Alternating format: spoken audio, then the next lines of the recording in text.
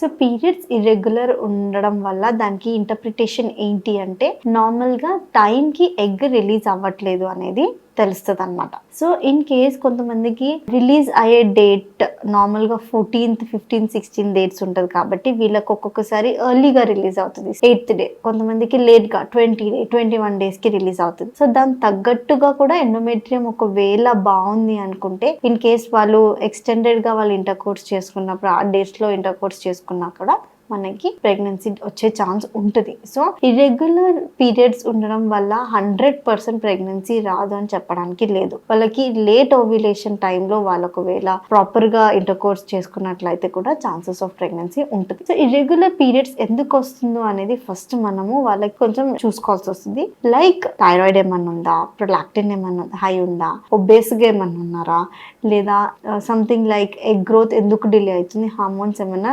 అబ్నార్మల్గా release అవుతుంది అనేది ఇవి బేసిక్గా చూసుకుంటాం. కొంతమందికి ఇంకా పీరియడ్స్ రెగ్యులర్గా ఉన్నా కూడా ప్రెగ్నెన్సీ రాకుండా ఉంటుంది. వాళ్ళలో most common reason ovulation. Again ovulation time వాళ్ళకి కరెక్ట్గా ఉందా లేదా అనేది మనము న్యాచురల్ సైకిల్ ట్రాకింగ్ చేస్తాం అనమాట. సో ఇర్రెగ్యులర్గా ఉంటే న్యాచురల్గా రావచ్చు, రెగ్యులర్గా ఉన్నా న్యాచురల్గా రాకపోవచ్చు. సో ఎక్కడ డిఫెక్ట్ ఉందో అనేది మనకి వాళ్ళకి నార్మల్ ఫాలిక్యులర్ స్టడీ ట్రాకింగ్లో తెలిసిపోతుంది అనమాట.